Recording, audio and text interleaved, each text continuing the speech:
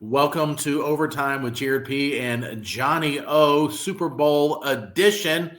Also some Carolina versus Duke and some Super Bowl memories, all powered by Elite Performance Chiropractic. Former NFL player and multi-time guest on the show, Jeremy Phillips. He's going to join us for a special episode, we believe, a little bit later on in the week. But Elite Performance Chiropractic for ages 9 to 99, and obviously you could be Dick Van Dyke. He'll take care of you at 100 even. But it'll get you back feeling better than ever. Seriously, state-of-the-art techniques and technology to get you feeling better than ever. Things he learned in the pros, from the pros, and 2 locations here in the Triad, Winston-Salem and Greensboro, Elite Performance Chiropractic. All right, Johnny, your Super Bowl prediction. Well, Super Bowl 60. Wow. It's a great matchup. Again, I think we said it last week. You know, I think these are the 2 best teams. I'm a little now. The cool thing is, I didn't notice this last week, but I guess it's true here. Both teams were 14-3 during the season and 17-3 overall. Now that's kind of cool. They're going in with the same record. Little concern with Drake May and that little shoulder problem, and that might have been a problem, in the AFC Championship game with his throwing, but he swears it's not, and I'm going to go with him. I mean, I think he's fine. I don't think he's that injured, but I think it might hinder in some ways, especially against the Seattle defense. I love the matchups of the coaches, Mike Vrabel and Mike McDonald. Very cool. It's just good to see a little something different in the Super Bowl right now. But I don't know. What do you think? And I will say one more thing. This Sam Darnold thing, which I'm sure we're going to talk about here. I am so happy for him. And then I hear on whatever channel it was, Justin Jefferson from the Vikings actually admitting, boy, we kind of made a mistake getting rid of him, man, on the Vikings. Yeah, and he said he's rooting for him too to win. Absolutely. And you know what? I really respect that Jefferson actually said it out loud and he means it, and damn it, it's the truth. What do you think?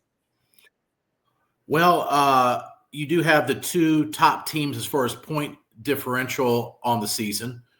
Both teams have won, I believe, 9 games by 10 points or more. The only difference is the Seahawks played a much tougher schedule than the Patriots, but the Patriots a win's a win, and they had the easiest schedule in the NFL, and that still turned out to be the case going all the way through until we got to the playoffs. I think the defense has been the star of the show for the Patriots in the playoffs. I mean, Drake May had under 70 yards passing or under 80 yards passing in the AFC Championship game, and a lot of people say weather. Well, the weather wasn't bad until 18 minutes ago. There was 3 minutes to go in the fourth or third, and then the fourth quarter, maybe 20 minutes total. But Drake May is obviously an excellent quarterback, and the Broncos defense is just sensational. They knew they didn't have to do much because Stidham, other than one drive, didn't do much. But yeah, I think that, the 2 teams that both had double-digit wins 9 times in the NFL, that's insane. And Seattle, I think, embarrassed some really good teams, including shutting down a San Fran team twice on the season. I believe they lost early in the season to them, but regular season and then also in the postseason. And sure, there's injuries here and there, but the Sam Darnold story is the story of the Super Bowl. And then the return of the Patriots, I think, is the other headline. The new look Patriots, friendlier to the media coach and Vrabel. Drake May, who is, I mean, if you could make a Tom Brady prototype as a younger brother, they did with Drake May. Says all the right things, makes all the right throws, has the look. He's married already to his middle school sweetheart. It's incredible. Boy, that doesn't happen very often anymore. I think my concern is always who's going to have the most turnovers. And with Sam Darnold has shown, and Drake May, Sam Darnold not as of late, but Drake May against the Texans with 3 fumbles or 4 fumbles, but he recovered 2 of them, is that whoever wins the turnover battle, and the Patriots get after the quarterback. And I'm wondering, Sam Darnold quarterbacks without time look different, and he's been battle tested this year in a much tougher NFC. But man, if we're talking 3-1 turnovers, either way, that's going to be the winner of the ball game, and you can't really predict those. So I think the underrated star of the playoffs for the Patriots is their defense. Their defense has wreaked havoc over the Texans and the Broncos and going throughout the playoffs here. And we know Seattle has an awesome defense, and their offense has been sensational. They feel more balanced than the Patriots to me. But, I want Seattle to win. I think Seattle will win.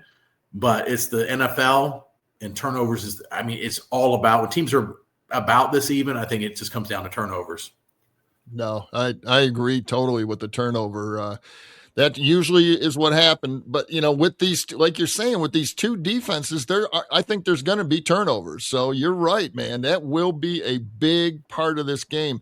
But, man, I hope it isn't a, 13-10 game or something like that, because these are New England looks like the New England of old with their defense. Right. Really not at the beginning of the season, they didn't look like that, but boy, that second half of their season, that defense has kicked it into gear. And of course, Seattle, their defense is frightening. So they're going to, like you said, they're going to have to really get in on Sam Darnold all game long. But I just think Seattle has that just too much for the Patriots to pull off. It would be an upset. I believe the Seahawks are like a 4.5 point favorite. They got the great coaching, both teams. Did you know that Harbaugh is coaching in the Super Bowl? How do you say? How's that? Right. You kicked my hiney here with that stat on the 9 games over 10 points or whatever. That's very impressive. I think you were ready for me on that one. I was. But yeah, Harbaugh's coaching in the Super Bowl. Jim Harbaugh's son, Jay, is the special team coach for the Seattle Seahawks. Oh my gosh, what a coaching family. Oh my gosh, it's right. John's nephew and Jim's son. I guess he coached at Michigan under Dad for quite a few years. He went to Oregon State, but he's a special team coach. That blew my mind when I saw that name pop up. That's awesome. Yeah, that is kind of cool. You see that real quick side track real quick, but the Giants signed Cliff Kingsbury as their offensive coordinator. Oh, did they? Yeah, I saw that earlier today. So Cliff Kingsbury signing with the Giants, leaving Washington on his own accord. Same division, and that's a huge loss for Washington, in my opinion. So anyway, Harbaugh and Kingsbury, that's to me a deadly matchup or deadly combo. Look out for the Giants. I think Kingsbury will do big things with was it Dart, right? Yeah, Jackson Dart. Yeah. Oh, that scares me a little bit as an Eagle fan, and you a Commanders fan. Oh yeah, it's not good for me. Interesting. I kind of wanted him to come to the Eagles to be offensive coordinator, but we're okay with the one we picked, Mannion. It should be interesting. But back to these, to the Super Bowl teams here. I'm going Seattle.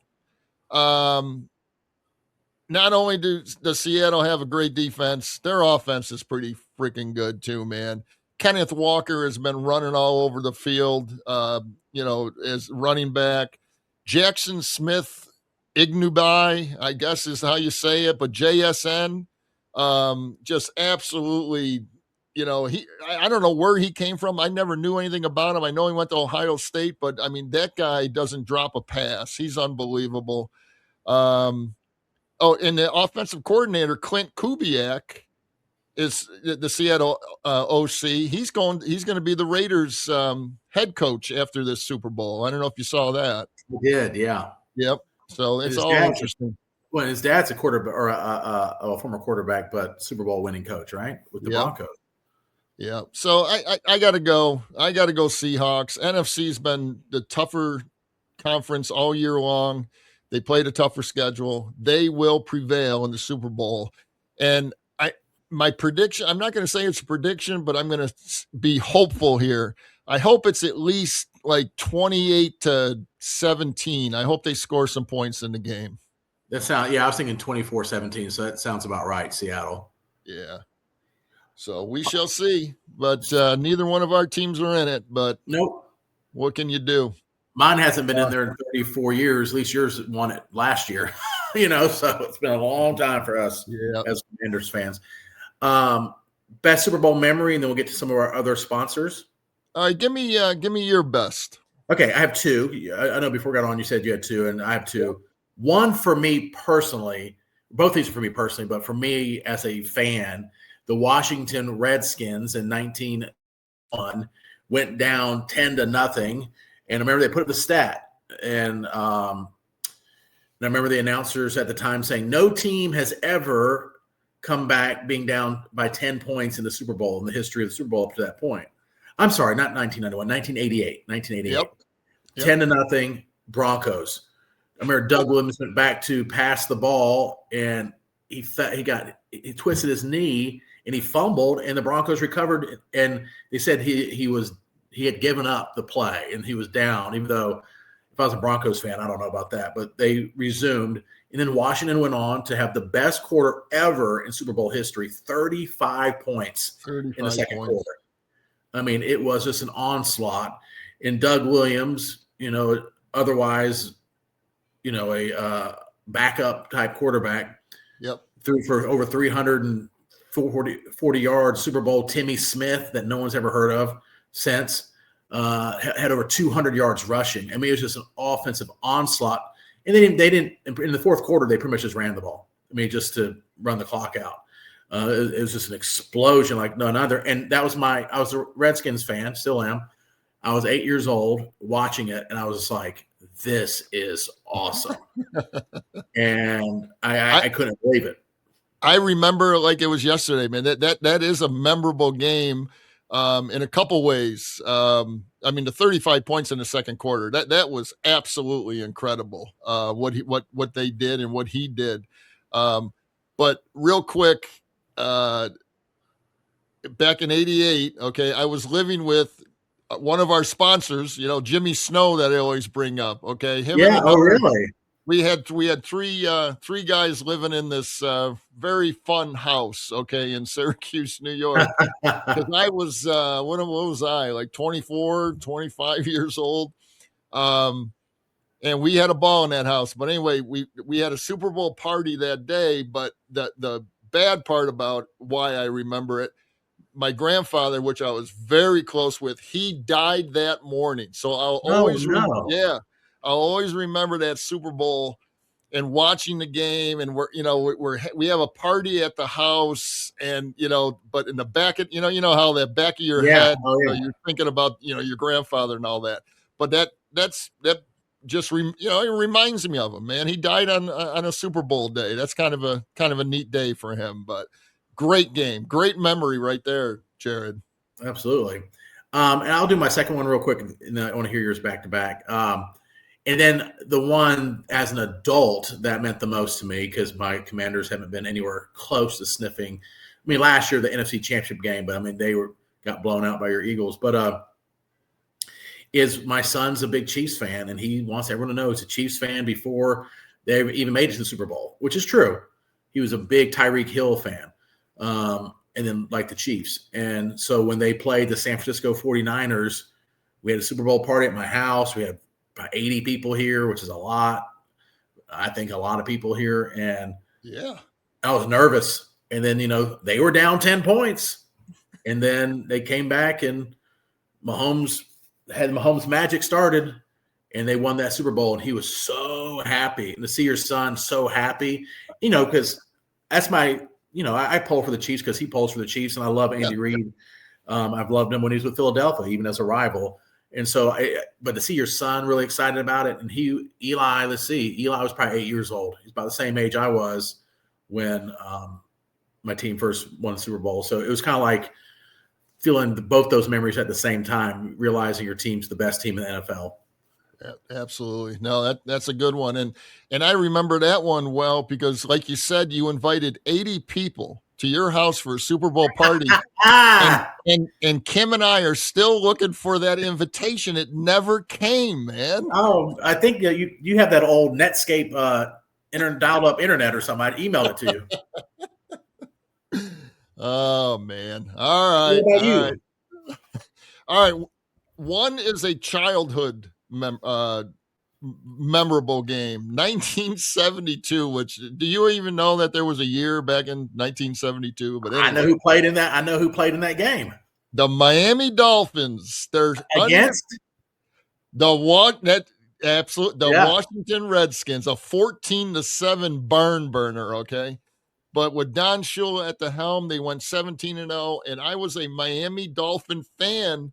You know, God, I'm really giving up my age today, but I'm like 9 years old. I was actually 9 years old, and I was a fanatic about sports. And Larry Zonka played on that Dolphins team, but he went to Syracuse University, and my grandmother worked at Syracuse University in the cafeteria. And I just remember her always saying, yeah, this Larry Zonka football player, I used to give him extra food, this and that. So that's why I turned into a Miami Dolphin fan when he went to the Miami Dolphins.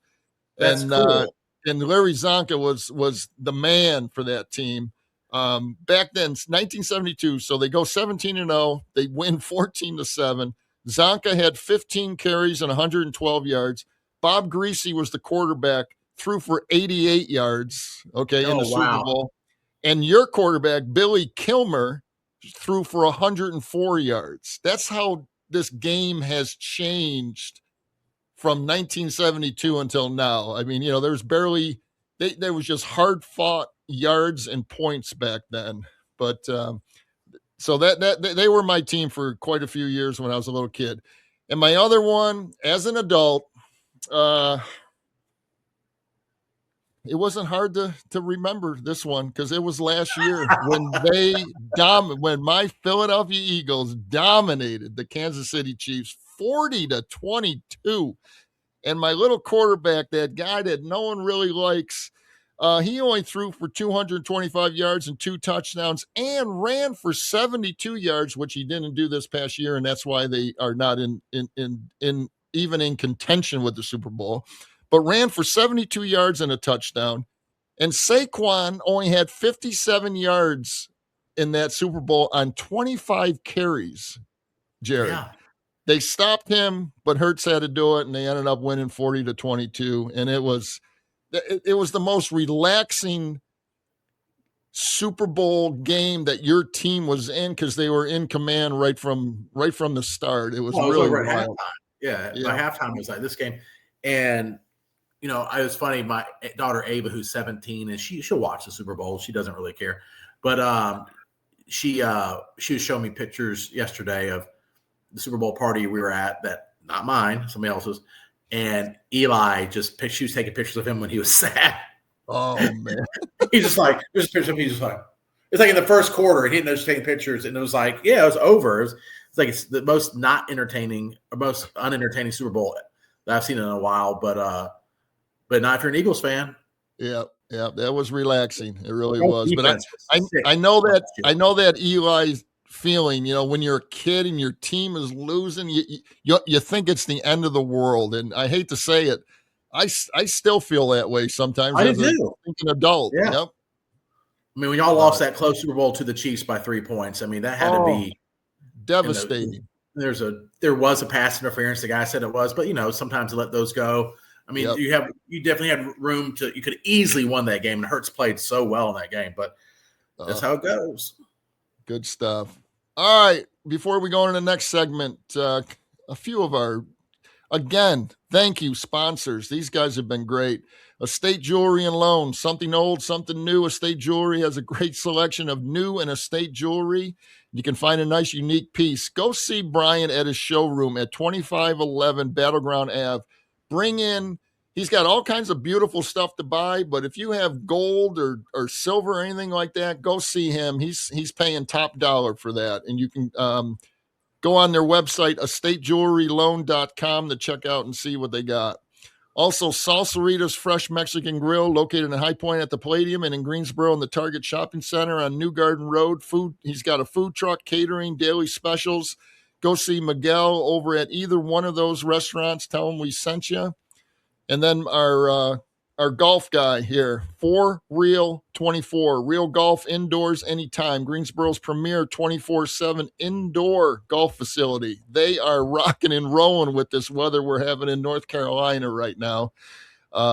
He's offering iconic golf courses and state-of-the-art equipment and very warm temperatures in his place. His hitting area has a moving floor, ball retrieval, auto tee, and multi-surface turf simulator. Go check him out. His name is Clay Jordan, and he owns 4Real24, and you can find him at 4Real24.com. And I saw they posted a video of you there. Yeah. I saw that. It looked pretty cool. It looks awesome. All right. So what do you want to get into next? Duke, Carolina this Saturday? Yeah. What do you think? Where is my little sheet here?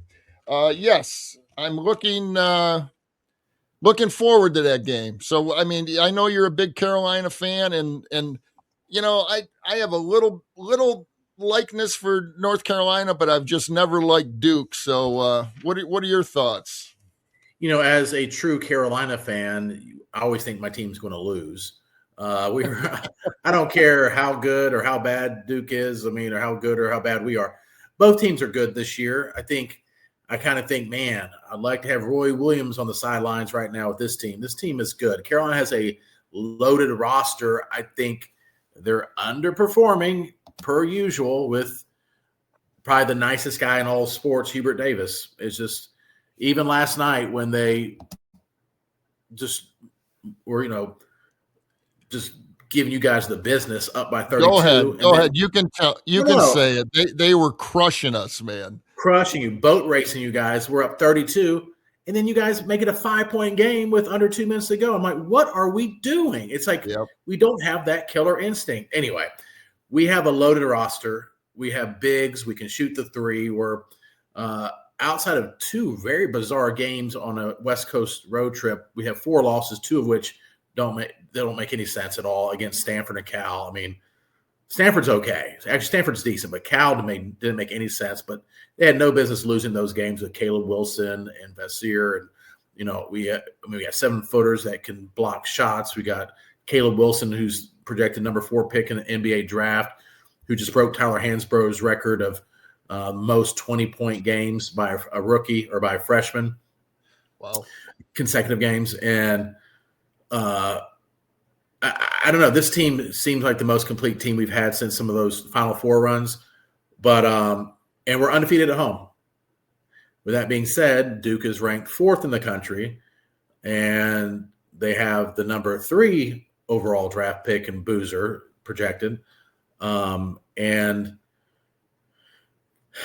Duke doesn't seem to let up. And maybe that's just because as a Carolina fan, I'm always like, I see what we do the worst and I see what they do the best.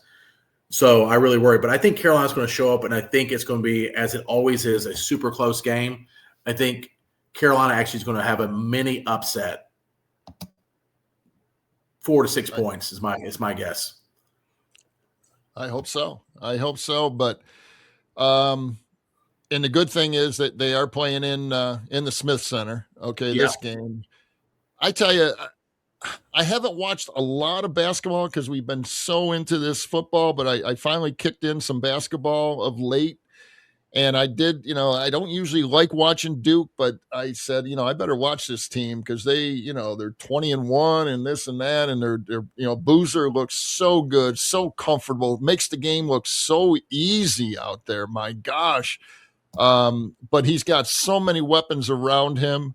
This is the best Duke team, really together team that I've seen in a few years. They got a couple guys coming off the bench too, and they're just solid all the way around, defensively and offensively. They are going to be a tough. If Carolina doesn't beat them in North Carolina, in the Smith Center,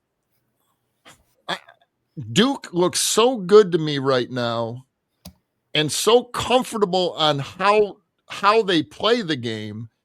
They might not lose another game the rest of the year. Seriously. But Yeah. their only chance of losing in the ACC is this coming Saturday. And that's a very small chance, I think. But then on the other side of the coin here, Carolina, I love that team. What's his name? Vorseers or whatever, that big guy. Yeah. I always say his name wrong. Yeah. Love the way he plays.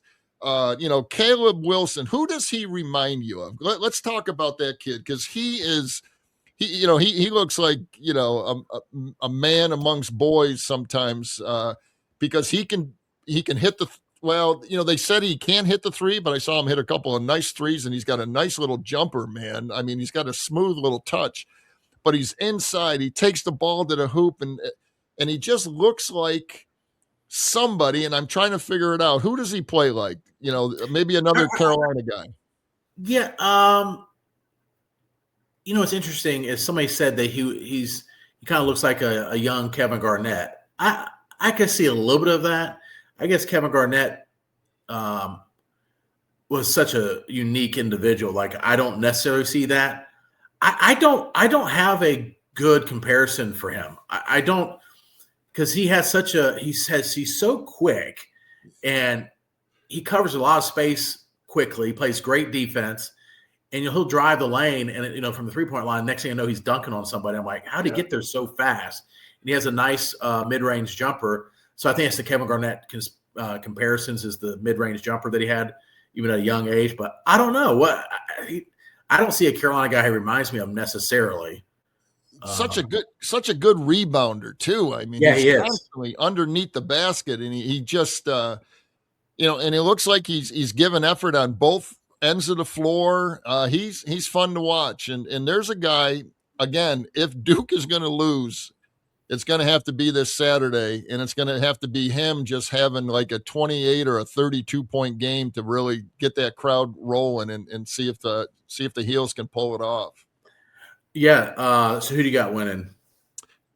God, I don't usually do this, but I'm going to, I usually go with my heart, but I'm going to say Duke 75, Carolina 69. Now check this out. I think that's fair. I mean, it could go either way. This stat, and Johnny, I'm not trying to beat you on stats this week, but this stat is shocking to me. Since 1977. Yep. So nearly, 50 years ago, right? Yep. They've played 114 times. Carolina's won 57. Duke's won 57. Unbelievable. Carolina has scored 8,935 points. Duke, 8,921 points.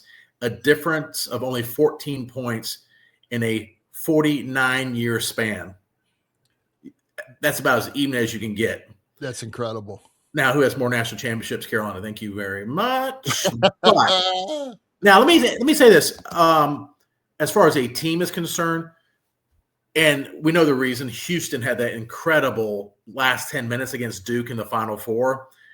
But just the other night, you have two rookies, Con Canopal and Cooper Flagg, going head-to-head.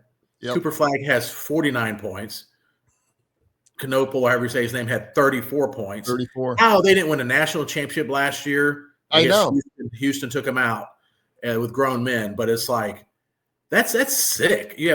Those two guys are tearing up, and the Hornets right now are the hottest team in the NBA with 7 straight wins. 7 straight wins. Go Hornets, man. I'm gonna go visit my son Lucas, and we're gonna go to a Hornet game. I mean, might as well, they got a little, no pun intended, a little buzz going right now in Hornet land. So I'd like to see them at least sneak into the playoffs this year. Give us something, Yeah.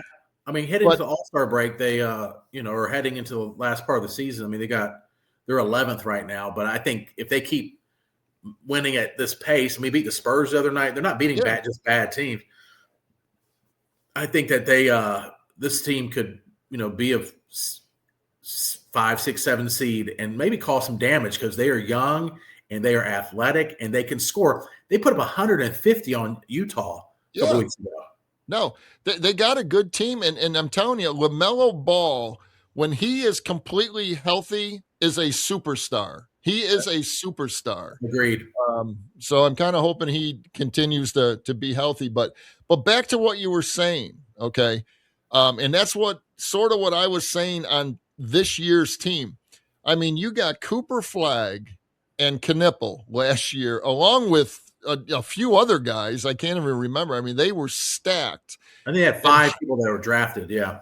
Yeah. So how do they not win it? Okay. So now I'm thinking, okay, well, you start thinking the coaching and putting it together. But, again, these guys are only together for, 30 games, and it's hard to do that because he's doing a hell of a job coaching. There's no doubt about it. Absolutely.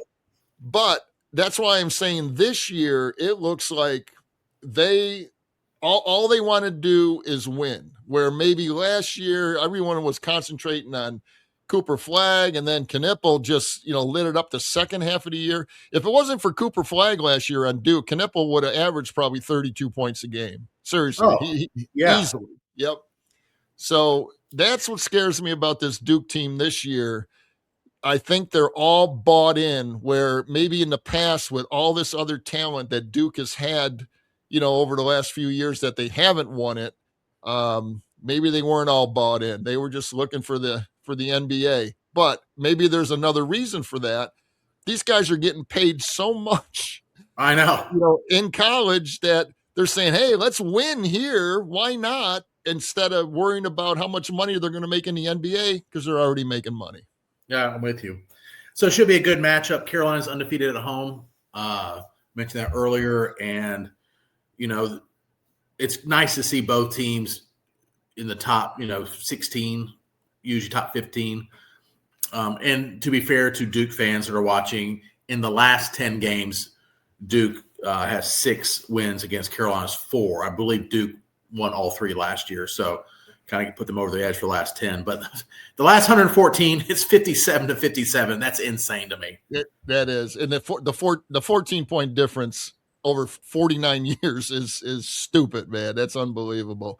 All right, before we mention like our favorite Duke Carolina game, let me just mention California Burrito Express and Bar, offering a full bar with margaritas, draft beer, and serving very generous portions of Mexican food in a spacious and incredible dining room with all kinds of TVs. Go watch the Super Bowl there. All kinds of great food and drink, obviously, located on Spring Garden Street. The owner over there is Marco. Please tell Marco that we sent you. And then my old housemate back in 1988, Jimmy Snow. God, he got me in a lot of trouble. Jared, I'll have to tell you off air on this character that we're dealing with. He owns Imperial Marketing Solutions. He's selling like new laptops for $395 and desktops for $395. Give him a call at 315-345-8349. All right. Okay. All right. What's your favorite Carolina Duke memory? Again, you were born and raised here. So I think my favorite one, and I kind of mentioned earlier, I have never been a real Duke fan of the last 20 years or so. I'm just going to go a short time back. April 2nd, 2022. The Heels 81, Duke 77, Final Four game. First time ever they've ever met in an NCAA basketball game. And it was Coach K's last game. And he went down in defeat to the Tar Heels. That's what makes this rivalry, they send him home with a loss. That's incredible. And back then, think about your 2 guards then. Caleb Love had 28 that game. He ended up going to Arizona after that. And RJ Davis, who played for you guys for 14 years, I believe. Isn't he a 14-year veteran? I think 15. Yeah. He had 18. So those guys combined for 46 points in the backcourt. That would be tough to beat. Any team couldn't beat that. and your boy Baycott, who also spent a little time at Carolina, 21 rebounds. But my favorite part of that game was it was the first time they ever met in the NCAA game, and Coach K's last game went down in defeat. So let's hear yours. Okay, that would be my top one ever. I mean, you can't beat that one. And then the only thing that would have been better if Carolina was able to hold the 15-point lead against Kansas, biggest blown lead in the history of the NCAA championship game. Anyway, what an incredible game. And then, a week or two previous on Coach K senior night with every Duke alum, all Duke royalty at Cameron Indoor Stadium watching us give it to them, and beat them easily by, I think, double digits. However, those two aside, let me go back a little bit further. 2005, you have Sean May, Raymond Felton, Jackie Manuel, Marvin Williams, who was a freshman. I'm forgetting somebody. They're starting 5. They were down 9 in Carolina against Duke with under 3 minutes to go. And Marvin Williams, off a missed free throw, puts it back with 19 seconds to go up by 2. And it's even now they say it's the loudest Chapel Hill's ever been. Roy Williams says it. Jackie Manuel says it. The players who played in that game said they couldn't believe how loud it was. And that kind of springboarded them to the national championship. They went on to do that, which I believe Sean May and Raymond Felton's freshman year, they were 8-20, and then they went on to win a national championship against Illinois that year, 70-75 is my recollection. But them being down, I remember I was married to my first wife. And we're in an apartment off of Battleground Avenue in Greensboro, Huntington Place. I remember like it was yesterday. Yep. And Heather, and we get along great now, huge Carolina fan, and we're just like in the dumps. We're down 9. We're the better team this year. People knew we were the better team. Duke was still good, but we're the better team this year. And we were getting our butts kicked, and we're down 9 with under 3 minutes to go. The Dean Smith Center is flat, and then all of a sudden this incredible comeback happens. And I remember I flipped over, I jumped and I flipped over the back of the couch, cheering. And we were on, I believe, the 3rd floor. No lie, we got a letter from the apartment complex, a warning, a noise complaint that if it happens again, we could be facing eviction. But it was because I went from so mad to so happy, and I was just going nuts, and the people below us obviously heard way too much, but and felt too much of me jumping around. But no, so that's my non-Final Four Coach K final season favorite Carolina Duke memory. Were the people on the second floor, were they Duke fans or something? Probably. You know what? They're probably State fans. They're just mad all the time. Yeah, no, yeah. That's a good one. Oh my gosh, I could see you getting a little. You were a little involved in that game. It sounds. I was much younger and I more spry. I could jump around a little bit. Well, good stuff. I think we're going to try to, if any you listeners out there, we might try to do a quick live show on Saturday just to talk a little bit more about Duke and Carolina, and then the Super Bowl on Sunday. And we're hoping to have Jeremy Phillips on with us to give us his insight. We haven't heard from him, and it's the last football game of the year. So I think we need to hear from him and see what he's got for us. But until then, another great show. Thank you.